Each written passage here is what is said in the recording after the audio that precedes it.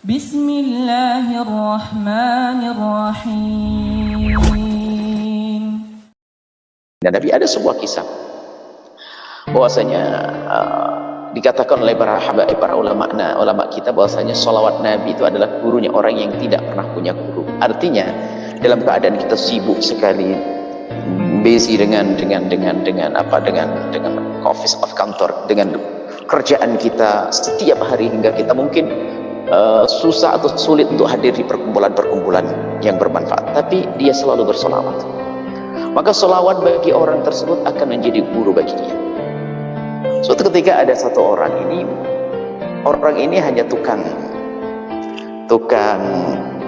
bersih kayak tukang jam semacam itu, saat itu tukang jam, kerjanya adalah hanya kerjakan jam, cuman dia solawat terus, solawat banyak, solawat.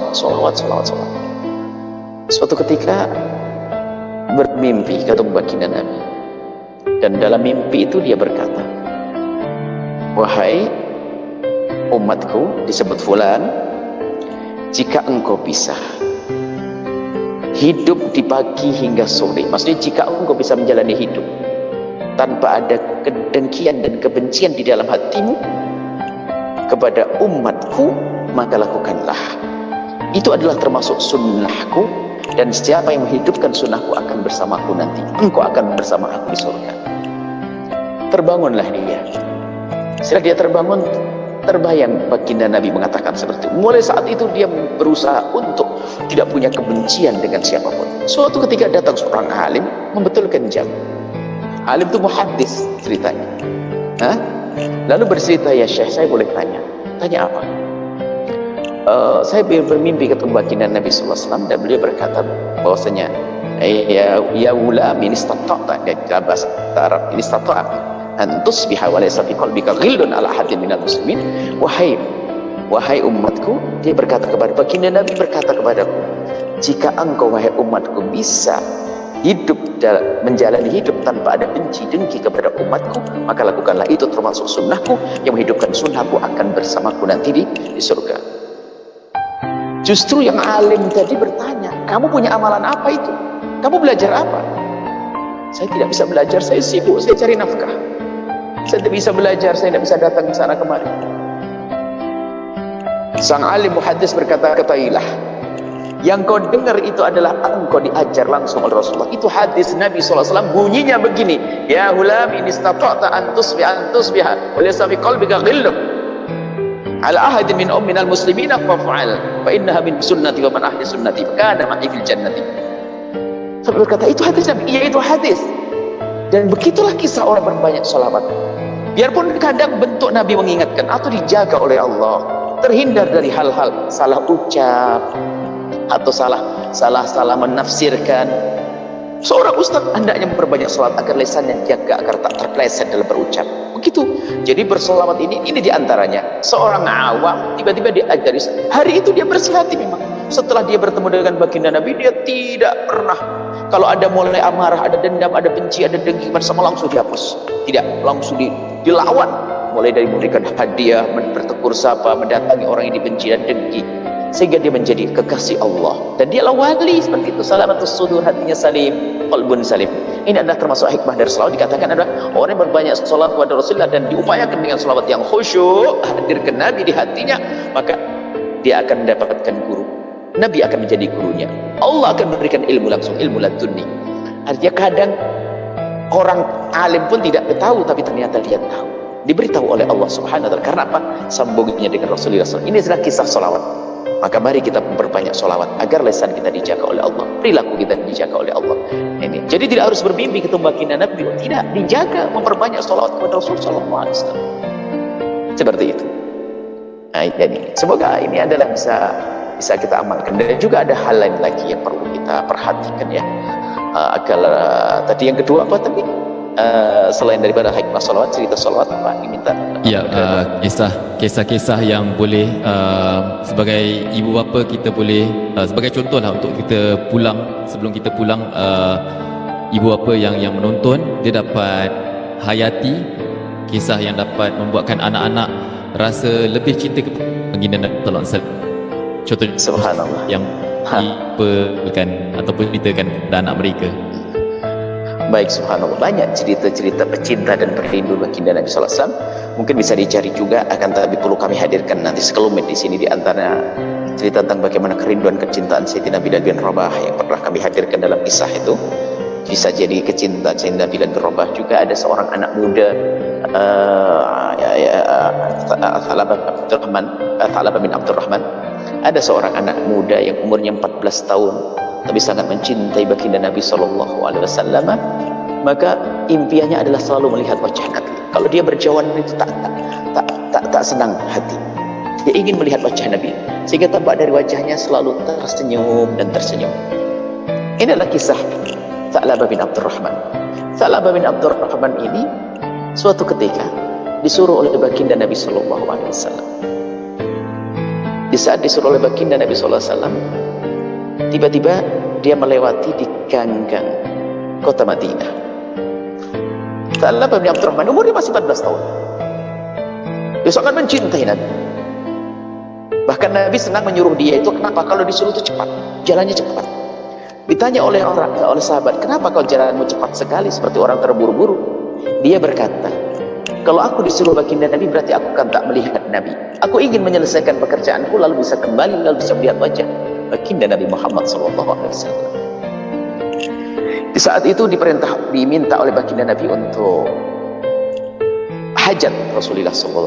Akhirnya melewati di ganggang kota Madinah. Di saat itu ada rumah fakir yang tiba-tiba pintunya terbuka karena hempasan angin, diterpa angin. Pintu rumah fakir, ya rumahnya rumah kurma yang dirakit begitu, terbuka. Di balik pintu itu ada kain penutup tandas kamar mandi, toilet untuk mandi. Kainnya terbuka, dan di saat kain terbuka itu, di sana ada wanita yang lagi mandi. Namanya manusia normal, punya telinga dan punya mata, mendengar suara pintu terbuka, dia menoleh. Dan di saat menoleh itu kelambunya, kainnya tersingkap, terbuka, dan di balik kain ada wanita yang lagi mandi. Wanita yang menjerit kaget dan dia juga kaget. Astagfirullah. Setelah itu dia melihat, dia merasa malu sekali melihat itu semua dan menyesal. Kenapa aku harus melihat ini semua? Anak kecil yang ada hanya cinta dan rindu dengan Nabi, hukum-hukum ilmu belum banyak dia. Yang ada di hatinya adalah dia merasa sedih, takut tidak dilihat Nabi, takut Nabi murka, takut Nabi marah. Akhirnya apa? Dia tuh bingung mau pulang ke Nabi karena tahu Nabi itu punya wahyu. Takut nanti pulang Allah ngasih tahu ya, kepada baginda Nabi kalau Thalabah bin Abdurrahman melihat ini. Dia bingung, menangis, tak berani pulang ke rumah ibunya. Kalau ke rumah ibundanya pasti dicari Nabi. Kalau ke rumah datang ke Nabi malu dia.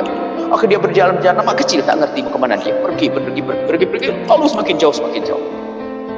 Baginda Nabi SAW mencari. Di waktu sholat ditunggu, Abdurrahman mana kau belum datang? Thalabah bin Abdurrahman.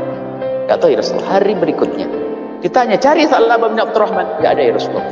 Cari ke rumah ibunya. Dicari, tidak ada ya Rasulullah. Sampai 3 hari tak ada dicari. Nabi mencari dan baginda Nabi mencari terus.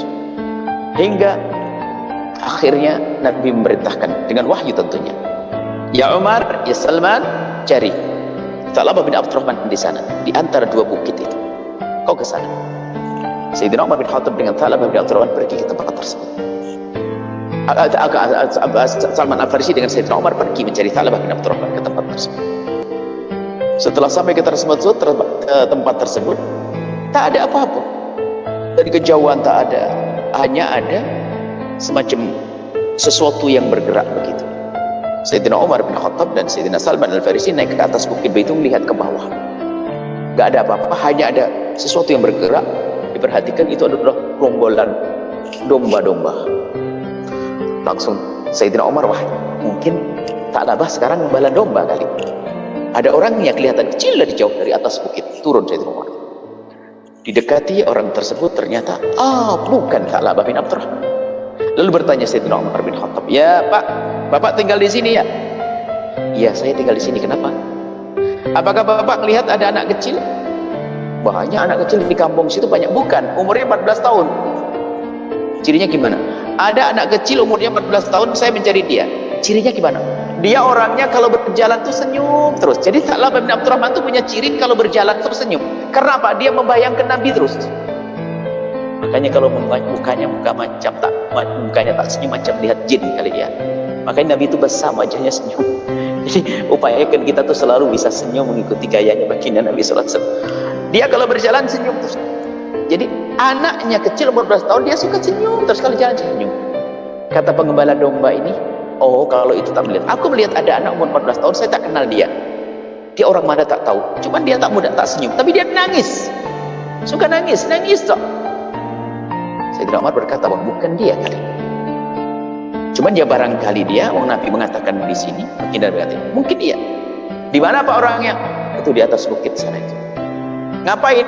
Setiap menjelang maghrib dia ke atas sembunyi di sana. Dia ketakutan sebenarnya. Oh baik, saya akan lihat ke sana. Oh jangan. Kamu jangan ke sana.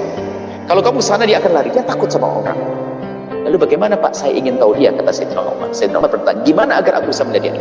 Kau sembunyi di balik batu. Nanti anak itu menjelang maghrib, setelah saya akan istirahat, akan datang. Dia minta susu. Dia datang, lalu aku kasih susu. Setelah minum susu, dia naik lagi.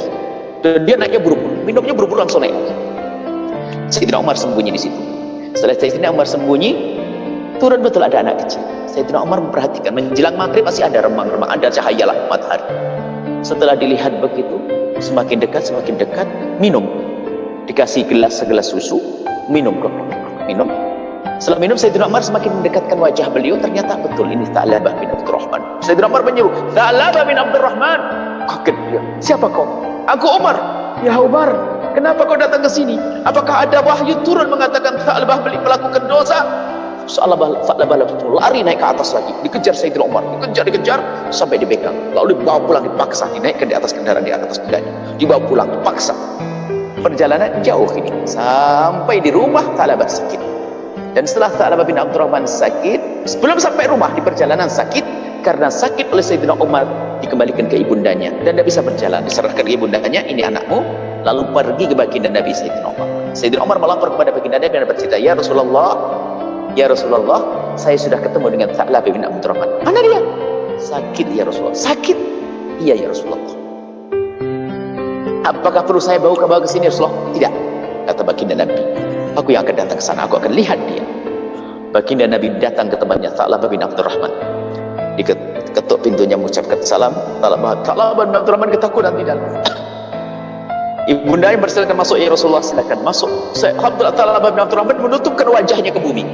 Takut melihat Rasulullah. Ya Tha'labah, aku Rasulullah. Iya ya Rasulullah, aku dengar, aku tahu ya Rasulullah. Tapi aku malu, lemas. Kenapa ya Tha'labah? Ada apa dengan kau? Tidak usah.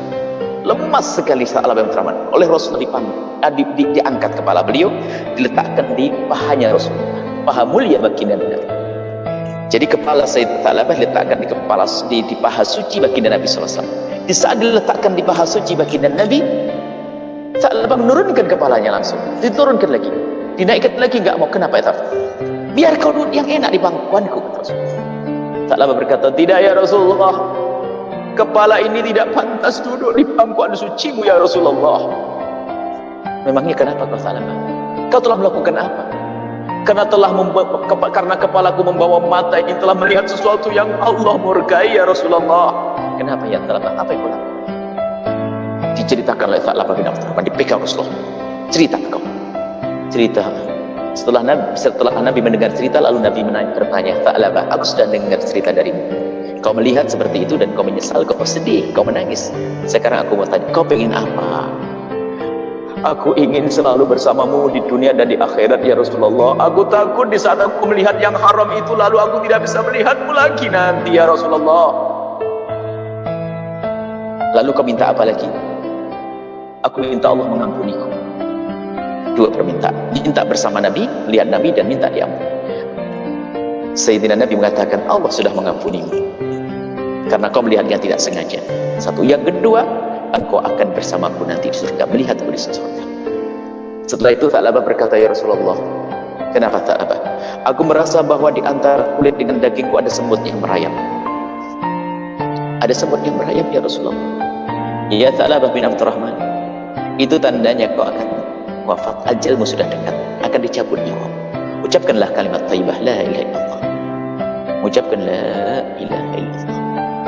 Nabi mengatakan, Nabi membimbing, Nabi mentalkin la ilaha, ditiru la ilaha illallah, dan setelah itu tutup usia, meninggallah Tha'labah bin Abdurrahman di pangkuan kaki Nabi, matanya ditutup oleh Rasulullah, kemudian dimandikan oleh Rasulullah SAW, disolati oleh Rasulullah SAW, kemudian diantarkan jenazahnya oleh Rasulullah SAW. Bahkan di saat Nabi mengantarkan jenazahnya, Sayyidina Umar datang, Sayyidina Abu Bakar datang, dan Nabi berjalan dengan cincin.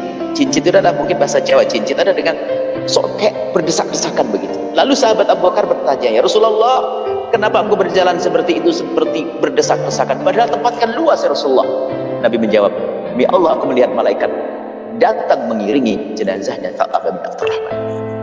Baik, ini sebuah kisah. Lihat hikmahnya apa? Lihat, kalau sudah orang mencintai baginda Nabi, impiannya adalah bersama Rasulullah, melakukan dosa kecil menjadi gede. Takut matanya tidak bisa melihat Rasulullah. Dan sengaja kisah ini sering kami hadirkan untuk anak-anak muda, karena zamannya zaman internet, zaman handphone, zaman melihat, Masya Allah, ngaku cinta Nabi tapi yang dilihat apa kira-kira? Ini melihat apa di kamarnya? Ini Tha'labah bin Abdurrahman melihat tidak sengaja. Dia lihat tak sengaja, tapi karena cinta di dalam hatinya takut tidak bisa melihat Rasulullah. Dan karena ini yang pertama, mari kita jaga mata kita, anak-anak kita biasakan untuk menghindar dari yang haram. Yang pertama. Yang kedua apa? Kalau orang mencintai baginda Nabi, lihat Nabi yang mencari. Dan bahkan nanti di padang mahsyar kalau kita mencari baginda Nabi gak bisa, tapi Nabi yang bisa mencari kita. Nabi akan melihat tanda pada kita kalau kita ada cinta kepada baginda Nabi. Kalau kita mencari Nabi gak bisa, Nabi terlihat karena pancaran cahaya memenuhi mahsyar, kita bisa melihat pancaran cahaya Nabi, tapi gak bisa mendekat kalau tidak ada cinta di hati. Tha'labah bin Abdurrahman karena ada cinta di dalam hatinya, maka lihat, dia menghindar dari kemaksiatan. Yang kedua apa? Dicari oleh Rasulullah. Bukan dicari, sampai di saat wafat ditalkin oleh Rasulullah, kemudian dikafani oleh, disolati Nabi, dikafani Nabi, disolati, bahkan diantarkan jenazahnya oleh Nabi, dijanjikan kebersamaan dengan baginda Nabi SAW. Ini buah daripada mahabbah Rasulullah SAW. Masih banyak kisah-kisah, insyaAllah ini adalah diantaranya. Baru juga karena apa? Kami senang dengan kisah ini untuk anak-anak muda. Kenapa? Hari ini adalah hari mata kita sering dirusak oleh apa yang Allah berikan kepada kita dari handphone, televisi dan sebagainya. Kadang kita tidak ingin melihat itu, tapi tiba-tiba datang begitu kabar itu. Maka paling enak kita puasa tak solehan macam-macam itu, tak lihat internet ini. Tapi hari ini nggak mungkin kita menghindar dari itu. Akan tapi kalau ada kunci mahabbah ke Rasulullah, bisa akan melihat langsung ingat Rasulullah.